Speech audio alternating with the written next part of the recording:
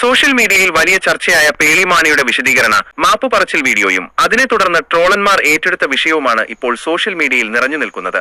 വിദ്യാർത്ഥി സമരവുമായി ബന്ധപ്പെട്ട് പേളി പങ്കുവച്ച പോസ്റ്റും അതിനെ തുടർന്നുണ്ടായ വിവാദങ്ങളും വലിയ വിമർശനങ്ങൾക്കിടയാക്കിയിരുന്നു. ലക്ഷക്കണക്കിന് ഫോളോവേഴ്സിനെ നഷ്ടപ്പെടുകയും കമന്റുകൾ ഓഫ് ചെയ്യേണ്ടി വരികയും ചെയ്ത സാഹചര്യത്തിലാണ് പേളി 21 മിനിറ്റ് ദൈർഘ്യമുള്ള വിശദീകരണ വീഡിയോയുമായി രംഗത്തെത്തിയത്.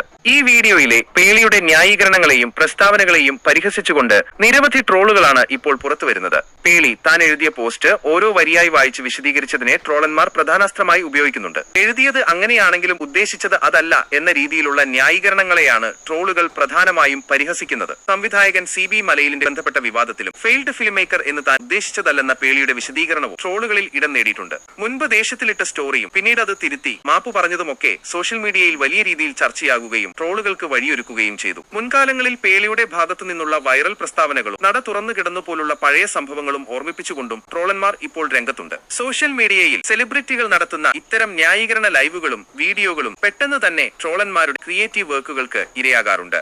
നിലവിൽ ഈ വിഷയത്തിൽ അനുകൂലിച്ചും പ്രതികൂലിച്ചുമുള്ള ചർച്ചകൾക്കൊപ്പം ട്രോളുകളും സമൂഹ മാധ്യമങ്ങളിൽ വൈറലായിക്കൊണ്ടിരിക്കുകയാണ്.